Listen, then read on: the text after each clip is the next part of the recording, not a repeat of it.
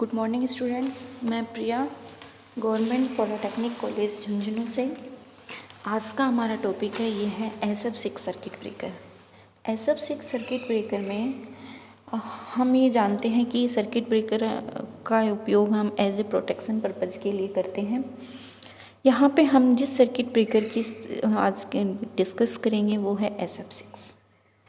SF6 एक प्रकार की गैस होती है और इसका जो फुल फॉर्म होती है वो होती है सल्फ़र हेक्साफ्लोराइड गैस। इसमें एक एटम होता है वो हमारा सल्फ़र का होता है और 6 एटम होते हैं वो फ्लोरीन के होते हैं, इसीलिए इसका नाम रखा है हेक्सा। अब देखिए इसमें SF6 सर्किट ब्रेकर में जो गैस होती है SF6 उसका उपयोग हम as a arc quenching medium करते हैं, यानी कि आर्क को क्विंच करने के लिए जिस माध्यम का हम उपयोग करते हैं वो है SF6 गैस। अब देखिए इस गैस की कुछ फिजिकल प्रॉपर्टीज़ होती हैं और कुछ केमिकल प्रॉपर्टीज़ होती हैं, इसीलिए हमने इस गैस को सिलेक्ट किया है।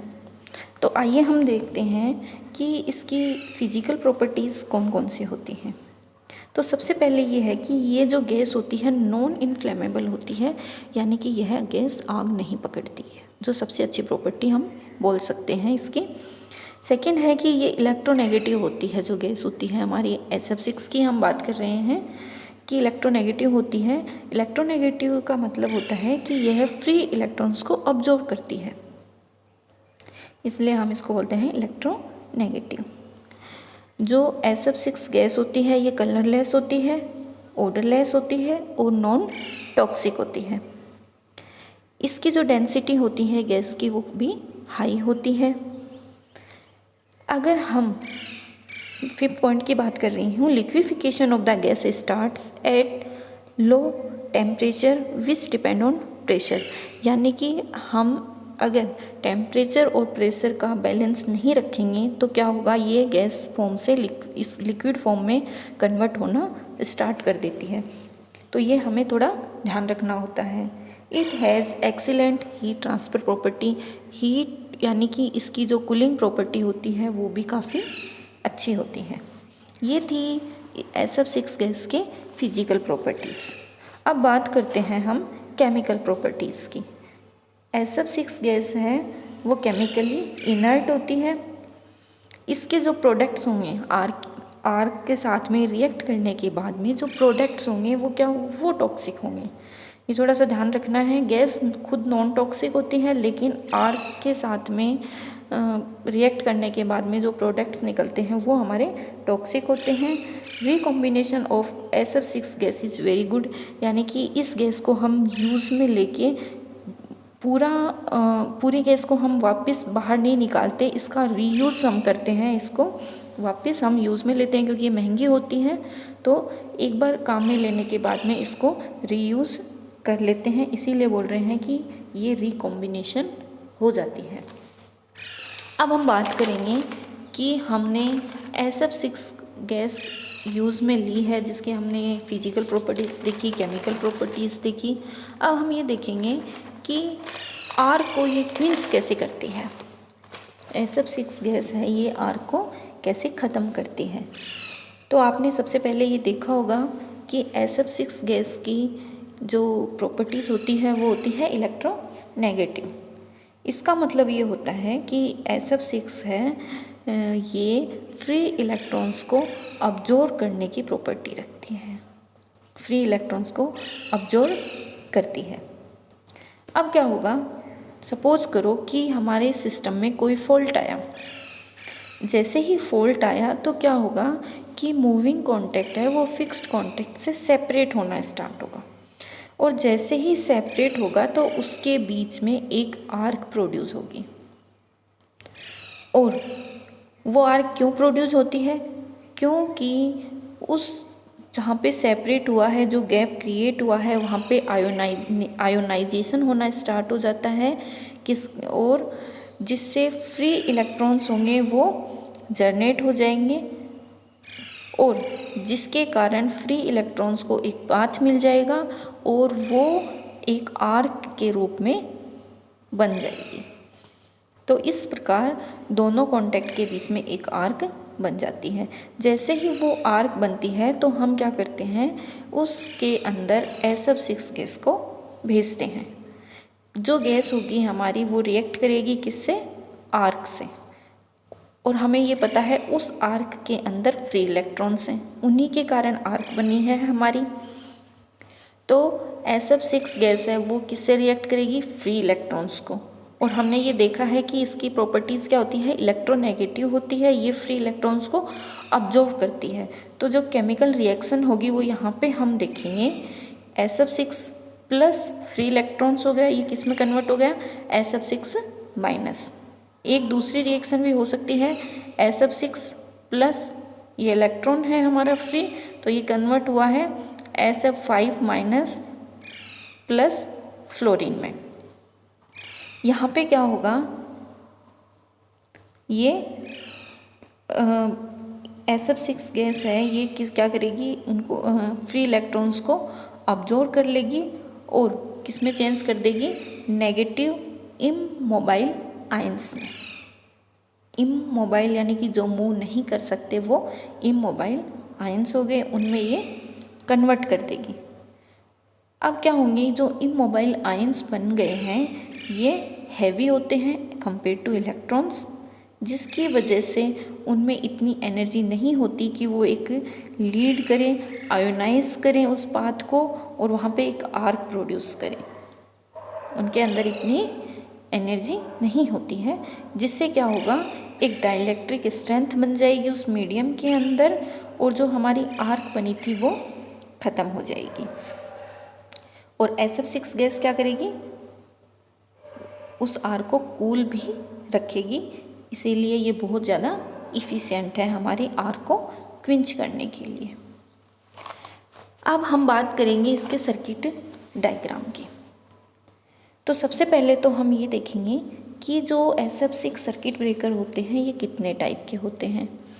तो SF6 circuit breaker mostly 3 type के होते हैं, non puffer type, single pressure puffer type, double pressure puffer type. अब बात करेंगे हम non puffer type circuit breaker की। इसके मैं संरचना आपको दिखा देती हूँ। देखिए ये डायग्राम है हमारा। इस डायग्राम में देखिए आप कि हमारे पास 2 कॉन्टैक्ट हैं, एक मूविंग कॉन्टैक्ट है और एक फिक्स्ड कॉन्टैक्ट है, दिख रहे हैं आपको डायग्राम में। और ये जो कॉन्टैक्ट हैं हमारे, इनकी जो शेप होती है वो होती है होलो सिलेंड्रिकल। कॉन्टैक्ट हमारे होलो सिलेंड्रिकल शेप के बने हुए होते हैं। फिक्स्ड कॉन्टैक्ट के साथ में एक आर्क हॉर्न लगा हुआ होता है जो आपको दिख रहा होगा। ये आर्क हॉर्न हम किस लिए लगाते हैं, ये हमारे स्विचिंग जो कंपोनेंट्स लगे हुए हैं उनको बचाता है, किससे, फ्लैश ओवर से। फ्लैश ओवर के टाइम पे जो स्विचिंग कंपोनेंट्स होते हैं उनको ये बचाता है, इसीलिए हम आर्क हॉर्न का यहाँ पे यूज़ कर रहे हैं, जो आपको दिख रहा होगा डायग्राम में फिक्स्ड कॉन्टैक्ट से कनेक्ट है। अब देखिए मूविंग कॉन्टैक्ट के साथ में हमने रेक्टेंगुलर शेप के गैस आउटलेट्स निकाले हैं।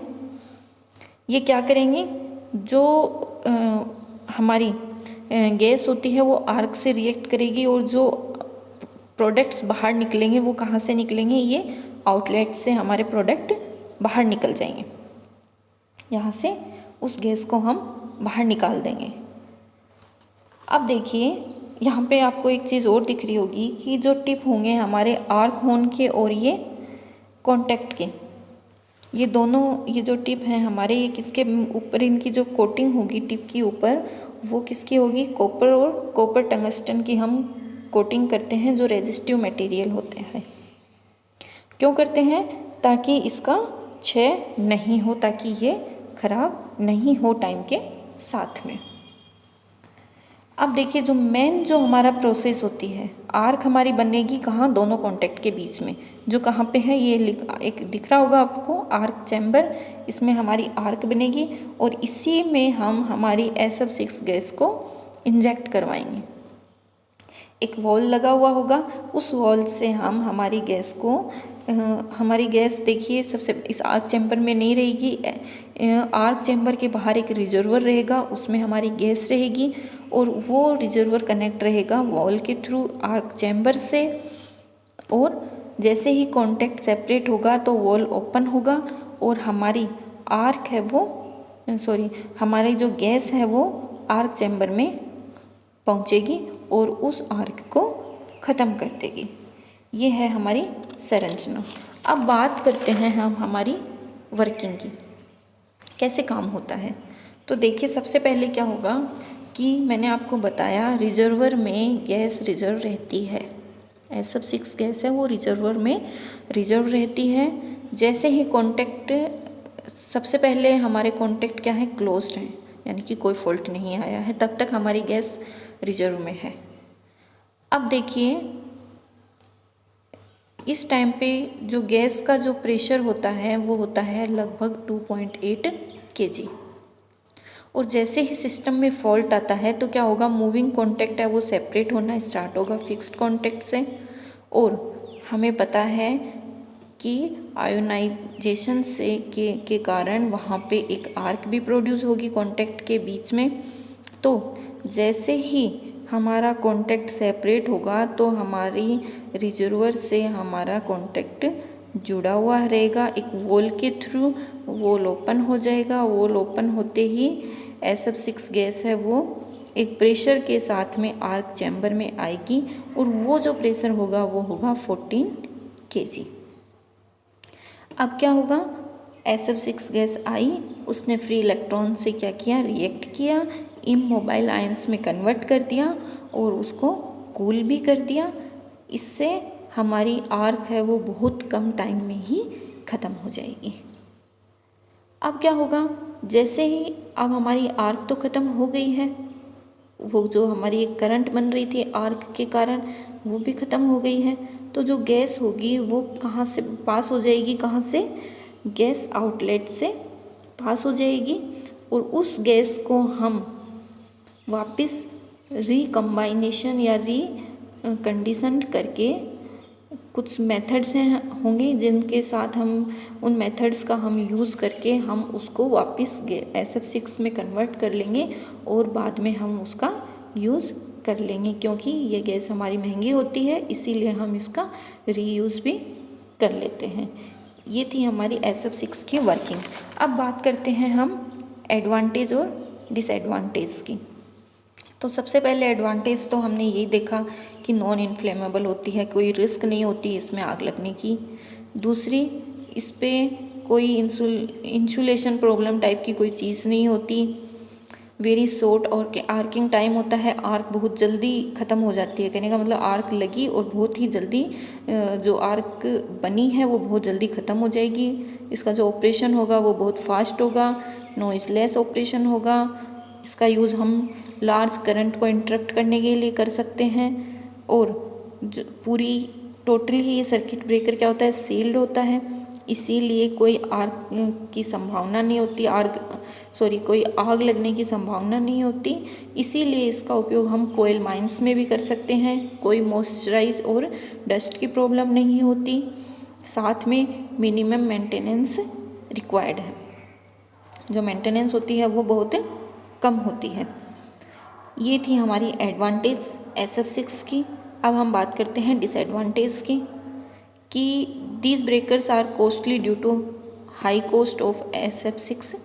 SF6 गैस का जो सर्किट ब्रेकर हैं ये इनकी कॉस्ट होती है वो हाई होती है। क्यों? क्योंकि जो गैस है SF6 वो कॉस्टली होती हैं।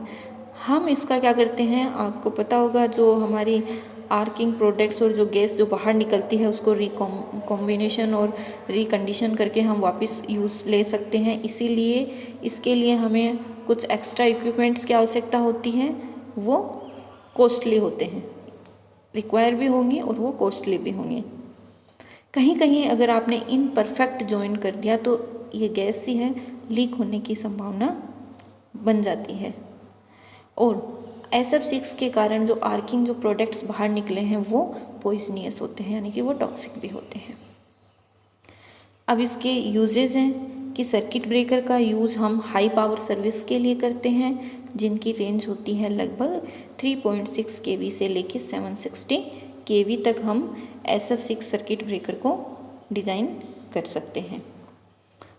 ये था हमारा SF6 सर्किट ब्रेकर जिसमें हमने बात की है कि होता क्या है, क्या इसकी फ़िज़िकल प्रॉपर्टीज़ होती हैं, क्या केमिकल प्रॉपर्टीज़ होती हैं, आर्क को कैसे हम क्विंच करते हैं, क्या रिएक्शन होगी उस चैम्बर में, इसकी संरचना कैसी होगी, इसका डायग्राम कैसे बनेगा, साथ में ही इसकी working, advantage, disadvantage and uses, ये सारे हमारे पॉइंट्स हैं जिसके बारे में हमने डिस्कस किया है SF6 सर्किट ब्रेकर के